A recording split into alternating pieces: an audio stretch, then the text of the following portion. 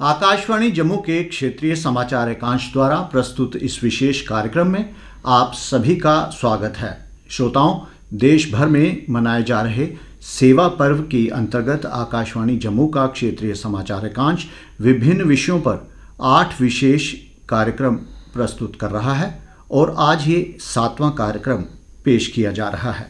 आज के हमारे इस कार्यक्रम का विषय है जम्मू क्षेत्र में स्वास्थ्य बुनियादी ढांचे और सेवाओं का परिवर्तन, और इसमें बातचीत करने के लिए हमारे साथ जुड़े हैं हमारे विशेष मेहमान डॉक्टर विकास पाधा, जो श्री माता वैष्णो देवी नारायणा सुपर स्पेशलिटी अस्पताल कटरा में ऑर्थोपेडिक विभाग में सीनियर कंसल्टेंट ऑर्थोपेडिक्स और जॉइंट रिप्लेसमेंट के तौर पर अपनी सेवाएं दे रहे हैं। इस कार्यक्रम की मेज़बानी कर रहे हैं मैं कुणाल श्रीवत्स और मेरी सहयोगी श्रुति खजूरिया।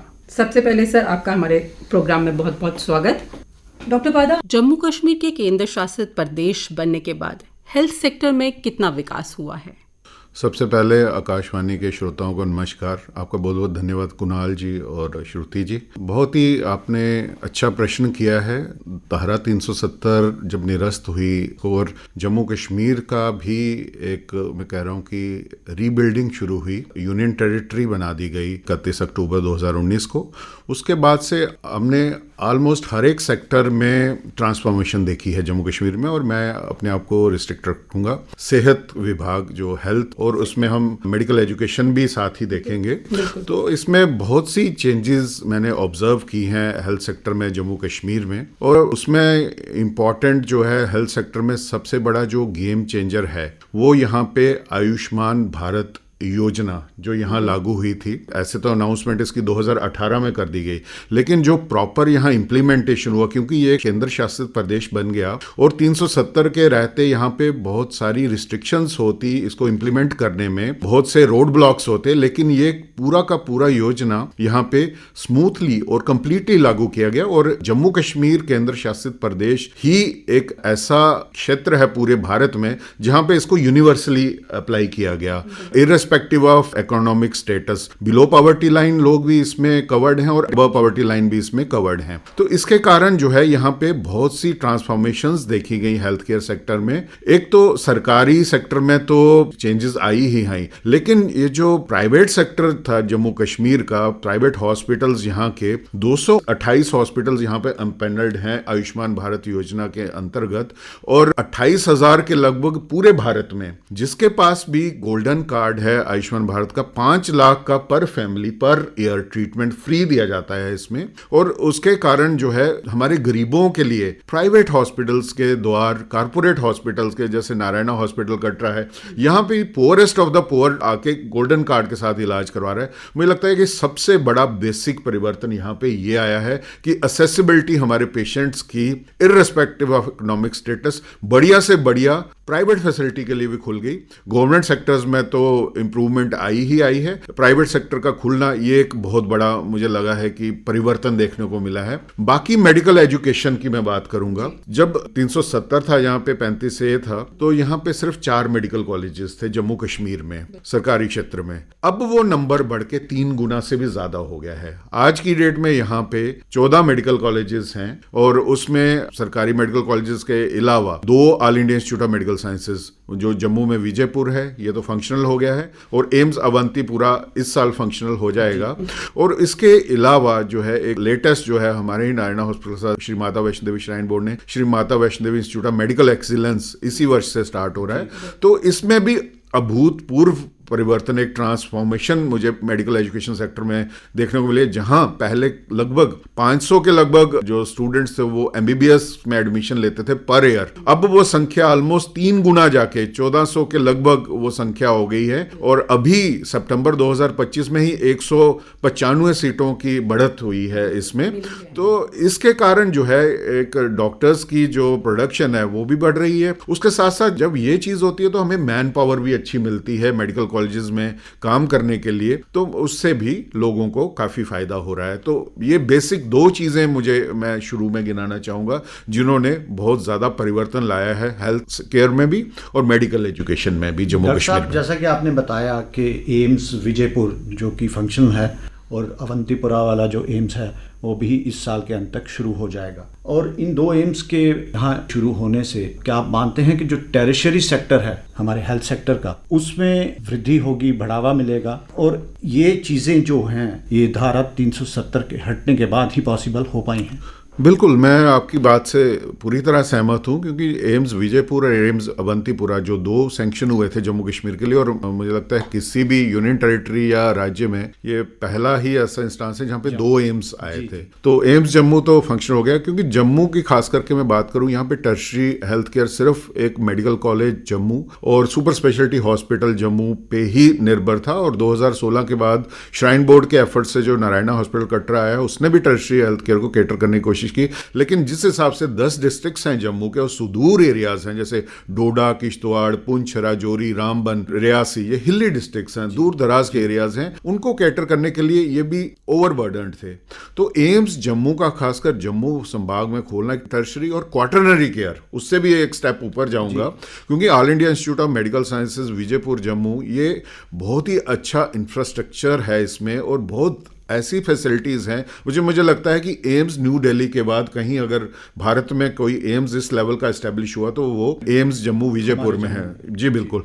और ये पॉसिबल इतनी जल्दी, देखिए 2021 के लगभग इसका जो है वो काम शुरू हुआ था, और जो अनाउंसमेंट हुई वो तो पहले हो चुकी थी, लेकिन 2 वर्षों के भीतर 2023 से ये फंक्शनल होना शुरू हो गया। 24 में यहाँ पे ओपीडीज भी शुरू हो गई और इंडोर फैसिलिटीज भी, अब सर्जरीज वगैरह भी शुरू हो गई, ऑलमोस्ट फुली फंक्शनल। 3 साल में किसी इंस्टीट्यूट का होना ये दर्शाता है कि 370 के हटने के बाद जो पहले यहाँ पे बॉटल नेक्स और रोड ब्लॉक्स होते थे किसी भी चीज के शुरू होने में, तो वो किस तरह से हटे हैं। तो ये प्राइम एग्जांपल है कि 370 और 35 से जाने के बाद जो पॉलिसीज की इंप्लीमेंटेशन, स्कीम्स तो अनाउंस हो जाती थी, इंस्टीट्यूशंस का बनना अनाउंस हो जाता था, लेकिन सालों साल लग जाते थे। जब ये एम्स विजयपुर बना तो ये कितनी जल्दी फंक्शनल हुआ, यही हमें बताने के लिए काफी है कि 370-35 से हटने के बाद क्या चेंजेस आई हैं और किस तरह से पॉलिसीज की इंप्लीमेंटेशन जो है वो परफेक्टली हो रही है और टाइमली हो रही है। डॉक्टर साहब, जैसा कि आपने हमें बताया, हम ये कह सकते हैं कि अब जो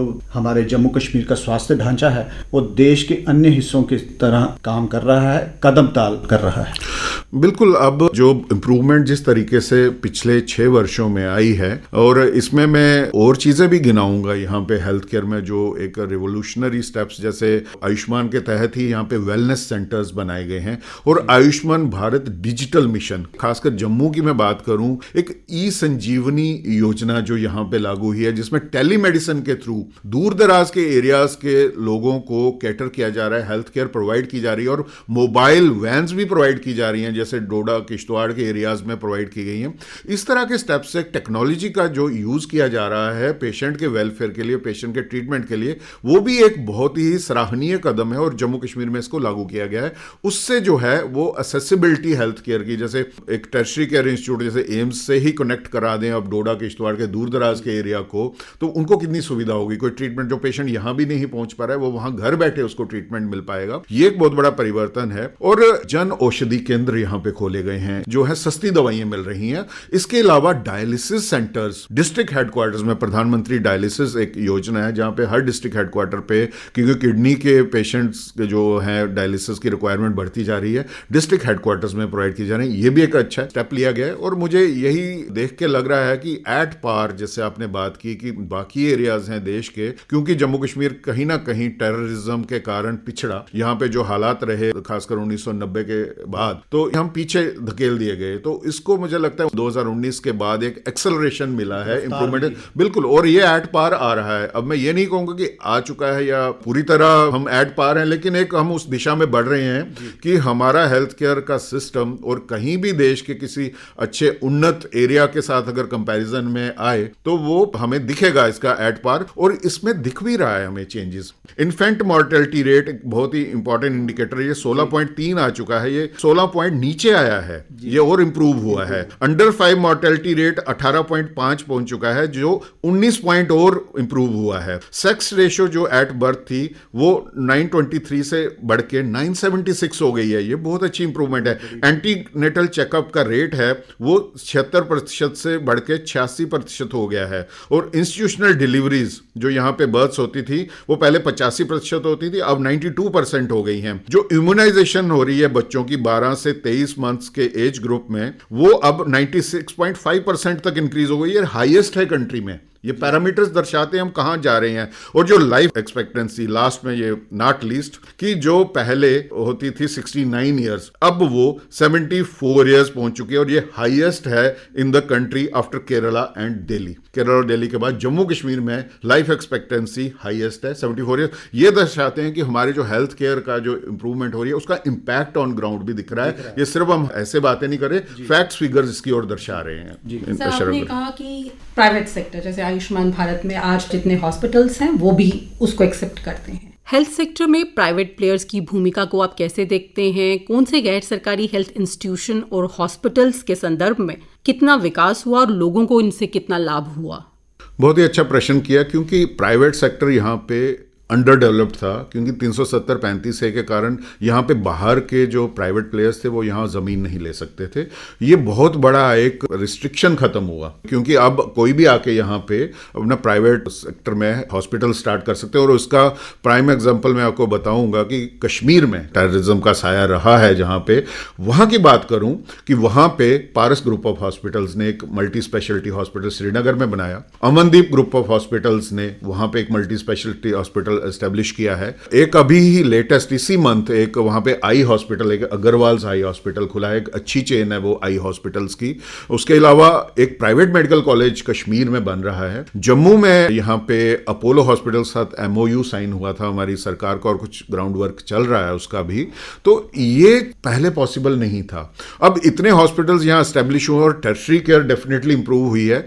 तो मैं जस्ट एक एग्जाम्पल देख के आपको बताऊंगा। आपने जो प्रश्न किया कि कैसे लोगों को फायदा हुआ है, और आयुष्मान भारत ने जो एक गेम चेंजर, जो मैंने शुरू में बोला, मैं अपना ही डिपार्टमेंट ऑर्थोपेडिक्स और जॉइंट रिप्लेसमेंट की बात करूं कि यहाँ पे knee replacement surgeries, hip replacement surgeries, ये कॉस्टली सर्जरीज होती हैं। 2.5 लाख 3 लाख का एक नी रिप्लेसमेंट या हिप रिप्लेसमेंट एक किसी प्राइवेट कॉर्पोरेट हॉस्पिटल में होता है। तो इसके लिए हमारे लोगों को जम्मू कश्मीर से बाहर जाना पड़ता था, क्योंकि प्राइवेट यहाँ पे हॉस्पिटल नहीं थे। अब इतने हॉस्पिटल डेवलप हो गए, इंक्लूडिंग श्री माता वैष्णो देवी नारायण हॉस्पिटल जो एम्पैनल्ड है आयुष्मान भारत में। तो ये सर्जरीज यहाँ पे स्टार्ट हो गई। एक गरीब आदमी जो अफोर्ड भी नहीं कर सकता 2.5-3 लाख रुपया, वो फ्री में आके आयुष्मान गोल्डन कार्ड के साथ अपनी हिप रिप्लेसमेंट और नी रिप्लेसमेंट सर्जरीज कर चुका है। और मैं पर्सनली यहाँ पे पिछले जब से आयुष्मान भारत शुरू हुआ है 500 से ज़्यादा जॉइंट रिप्लेसमेंट सर्जरीज मैंने खुद किए आयुष्मान के अंडर, जो कि पॉसिबल नहीं था पहले। और जो लोग हमारे बाहर जाके करवाते थे, जम्मू कश्मीर से बाहर जाके करवाना पड़ता, अब इस तरह की फैसिलिटीज़, कार्डियक सर्जरीज, ट्रांसप्लांट्स, ये सब कुछ यहाँ पे जम्मू कश्मीर में शुरू हुआ। और जो रीनल ट्रांसप्लांट जम्मू में medical college Jammu super speciality hospital में शुरू हुआ। बहुत सी ऐसी चीजें जिनके लिए हमारे लोगों को कैंसर का ट्रीटमेंट, और इसमें मैं ये बोलूंगा कि 2 cancer institute, state cancer institutes, वो यहाँ पे शुरू हुए हैं अभी रिसेंटली, जम्मू में और कश्मीर में भी। और एक bone and joint hospital Kashmir में तो था, लेकिन जम्मू में भी स्टार्ट हो गया है। तो ये इस तरह के परिवर्तन से हमारे जो आम आदमी हैं, जो गरीब लोग हैं, जो कहते हैं कि लास्ट मैन इन द जो रो होता है, जिसको बोलते हैं गरीब से गरीब तबका, वो आके ना सिर्फ सरकारी में बल्कि प्राइवेट हॉस्पिटल में भी अपना इलाज कर रहे हैं। और वो इलाज जो जम्मू कश्मीर में पहले पॉसिबल नहीं था। जॉइंट रिप्लेसमेंट सर्जरीज जो कभी यहां पे लोग सोच नहीं सकते थे कि हम यहां घर बैठे करवाएंगे, आज दूर दराज, कोई पुंछ का, सुवर्णकोट का पेशेंट, कोई लोई मलार का, कोई दक्षिण मड़वा का, कोई मरामत डोडा का, ऐसे लोग सोच नहीं सकते थे कि हम जम्मू रीजन में बैठ के अपने घर में बैठ के नी रिप्लेसमेंट सर्जरीज करवाएंगे। वो आज पॉसिबल है। ये सब संभव हो पाया क्योंकि ये सारा जो परिवर्तन हेल्थ केयर सेक्टर में 2019 के बाद हुआ, और ये सब योजनाएं जो केंद्र की योजनाएं थी पूरी तरह से एफिशिएंटली इंप्लीमेंट हुई, उससे आम आदमी को जो जम्मू कश्मीर का है उसको बहुत फायदा मिला है। और वो आज जहां पे हर तरह का ट्रीटमेंट, चाहे कोई हाई रिस्क सर्जरी है, चाहे वो कोई हाई एंड सर्जरीज हैं, डायलिसिस है, जो लाइफ सेविंग चीजें हैं और जिनमें टाइमली ट्रीटमेंट चाहिए, हार्ट के स्टंट्स जो बहुत ही महंगा प्रोसीजर, वो आयुष्मान भारत में हमारे कॉर्पोरेट हॉस्पिटल्स में हो रहा है, नारायणा हॉस्पिटल में हो रहा है और कई अनगिनत जानें उससे बची हैं। तो इस तरह से हमारे आम लोगों को, जो आम नागरिक है, उसको इस तरह से हेल्थ केयर की फैसिलिटीज मिल रही हैं। सर, चूंकि जम्मू कश्मीर के बहुत सारे क्षेत्र जो हैं वो दूर दराज के पहाड़ी इलाके हैं, उनमें सेहत सुविधाओं में किस प्रकार का सुधार हाल ही के कुछ वर्षों में हुआ है? वहाँ पे भी जैसे मैंने बोला कि वेलनेस सेंटर्स जो आयुष्मान भारत के तहत बन रहे हैं और अपग्रेडेशन हो रहा है हॉस्पिटल्स का, मैन पावर वहाँ पे इंक्रीज की गई है और एक डिजिटल मिशन के साथ उनको जोड़ना, जैसे ई फैसिलिटीज, ई टेलीमेडिसिन की फैसिलिटी, ये बहुत बड़ा गेम चेंजर है। और डिस्ट्रिक्ट हेडक्वार्टर्स में तो मेडिकल कॉलेजेस ऑलमोस्ट बन गए हैं। जम्मू के 4 डिस्ट्रिक्ट्स में तो हैं, राजौरी, डोडा, उधमपुर, कठुआ, और रियासी में श्री माता वैष्णो देवी श्राइन बोर्ड के साथ जो Shri Mata Vaishno Devi institute of medical, वो अब बन गया है। तो उसी तरह से अब ये एक्सपैंड भी होंगे। लेकिन जो सब डिस्ट्रिक्ट CHC लेवल्स पे, वहाँ भी सुविधाएं बढ़ी हैं, वहाँ पे भी जो बेसिक सर्जरीज की फैसिलिटीज हैं वो प्रोवाइड की जा रही हैं और ये जो मूलभूत जो बदलाव हेल्थ केयर में आ रहे हैं वो वहाँ पे भी काम बढ़ रहा है। जरूरी नहीं कि हमने तो ज़्यादा बात की टर्शरी सेंटर्स में मेडिकल कॉलेजेस की और सुपर स्पेशलिटी हॉस्पिटल्स की, एम्स की, लेकिन जो वहाँ पे हॉस्पिटल्स हैं वहाँ की वर्किंग में भी इम्प्रूवमेंट आ रही है। इन्हीं लोगों से, जैसे दूरस्थ एरिया में लोग रहते हैं, उनको यहाँ आना पड़ता है। जैसे हमारे, आप टिप्स पे नाम इनके गिना सकते हैं कि एम्स है हमारे पास, GMC है, सुपर स्पेशलिटी है, पर दूरस्थ एरिया से यहाँ तक आना एक चुनौती है उन लोगों के लिए। जो मरीज है उसको यहाँ तक लाना, अगर वो सुविधाएं उनको वहां पे मिलती हैं तो डेफिनेटली उनको उससे बहुत ज्यादा लाभ होगा, उनको ज्यादा फायदा उसी चीज का होगा और उनको यहाँ तक नहीं आना पड़ेगा और इन मेडिकल कॉलेजेस पे भी जो भार है वो थोड़ा कम होगा। जी बिल्कुल, और मुझे लगता है इस डायरेक्शन में काम चल रहा है। मैं आज ये नहीं बोलूंगा कि वो पूरी तरह हम अचीव कर चुके हैं, लेकिन वर्क इन प्रोग्रेस उसमें है और कुछ एरियाज में इंप्रूवमेंट देखने को मिली है और कुछ में काम चल रहा है। तो मुझे लगता है कि आने वाले 5 वर्षों में जो हमारा हेल्थ केयर है वो और ट्रांसफॉर्म होगा। जिस डायरेक्शन में, जिस गति से हम इसमें बढ़ रहे हैं, बहुत इंप्रूवमेंट आने के चांसेस हैं और मुझे पूरी उम्मीद है कि अगले 5 वर्षों में हम बहुत ही एक अच्छा जो एक हेल्थ केयर में ऑलमोस्ट सोच पा रहा हूं कि जम्मू कश्मीर नंबर 1 पे भी पूरी कंट्री में आने के इसके इम्कान और आसार हैं। डॉक्टर साहब, जैसा कि आपने कहा कि अनुच्छेद 370 हटने के बाद बहुत सारी कानूनी बाधाओं को दूर किया गया है, जिससे जम्मू कश्मीर में टेरिटरी और कई तरह के देखभाल और संस्थागत ढांचों में निस्संदेह सुधार हुआ है। ऐसा ही एक कोशिश, एक ऐसी पहल जिसके बारे में हमारे उपराज्यपाल मनोज सिन्हा जी ने भी बात की थी कि जम्मू कश्मीर को मेडिकल और वेलनेस टूरिज्म का एक केंद्र बनाएंगे और प्रधानमंत्री नरेंद्र मोदी के हील बाय इंडिया के दृष्टिकोण में योगदान देंगे। तो मेरा ये प्रश्न है कि जो हेल्थ और मेडिकल टूरिज्म है, क्या उस क्षेत्र में भी अब एक गति मिलेगी? बिल्कुल, क्योंकि हमारे यहाँ लगभग 2 करोड़ के लगभग टूरिस्ट आ रहे हैं और ज़्यादा संख्या यहाँ श्री माता वैष्णो देवी पिलग्रिम्स की भी है, लगभग 90 लाख 1 करोड़ के लगभग वो टच करते हैं। तो यहाँ बहुत स्कोप है मेडिकल टूरिज्म का। और जैसे यहाँ पे सुपर स्पेशलिटी हॉस्पिटल कटरा में ही है, तो यहाँ भी हम कुछ इस तरह के जैसे जॉइंट रिप्लेसमेंट सर्जरीज हैं, तो उनको प्रोजेक्ट किया जा सकता है कि यहाँ पे आएँ, यहाँ करवाएं, आप साथ में यात्रा करें माता की।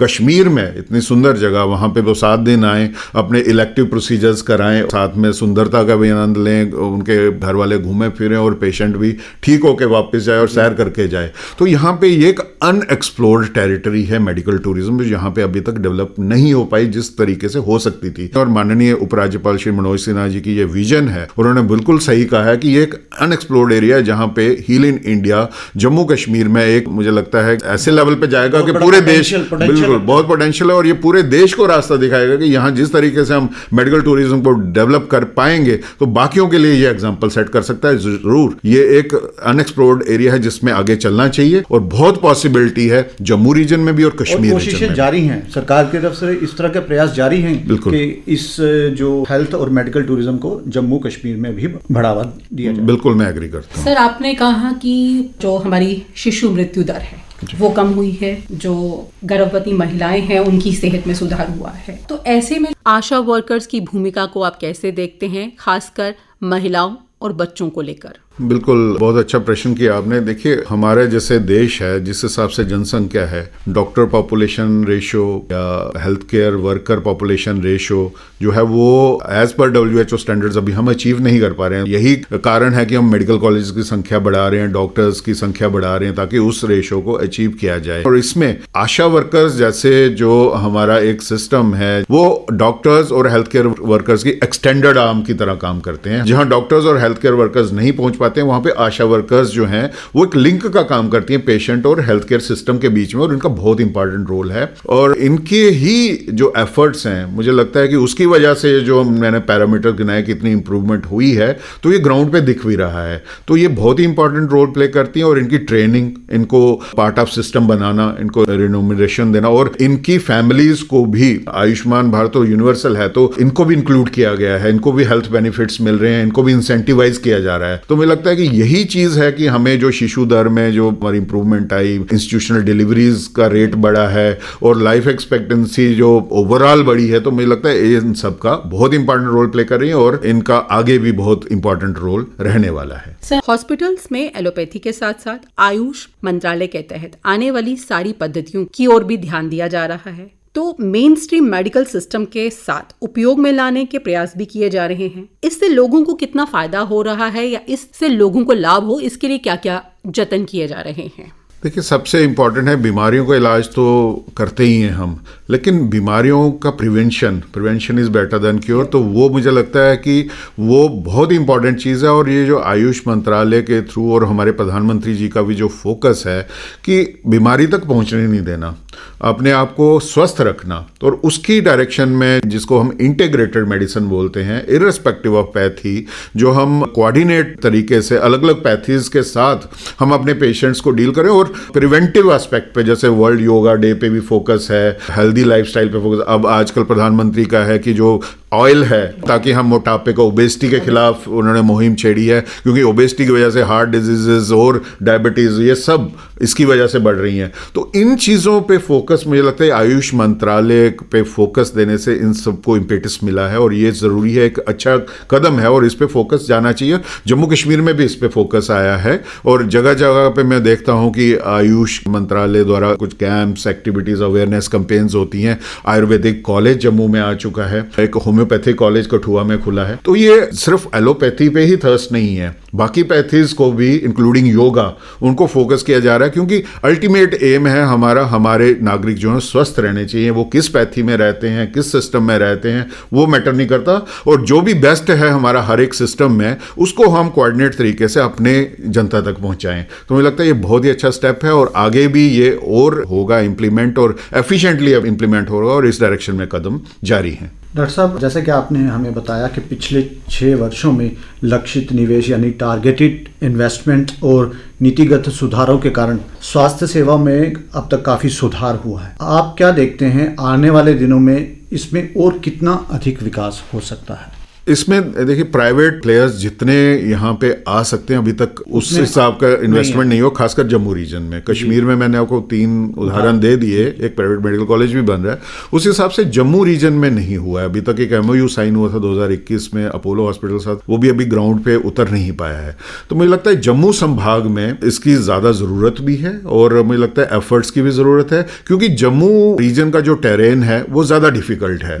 कश्मीर में आप देखेंगे वो वैली है, और वहां पे उस तरह के डिफिकल्ट टेरेंस नहीं है, प्लेन एरियाज है। वहां से अगर पेशेंट श्रीनगर भी आना चाहेगा तो वो आराम से पहुंच गया। लेकिन यहाँ पे अगर डोडा के सुदूर एरिया से आना है, किश्तवाड़ के सुदूर एरिया से आना है, पुंछ राजौरी से, सुरनकोट से, बनी से, लवाई मलाड, ये इतने एरियाज हैं दूर दराज के, कि वहां से जम्मू प्लेन एरियाज में पहुंचना या प्लेन डिस्ट्रिक्ट्स में पहुंचना एक अपनी स्ट्रगल है।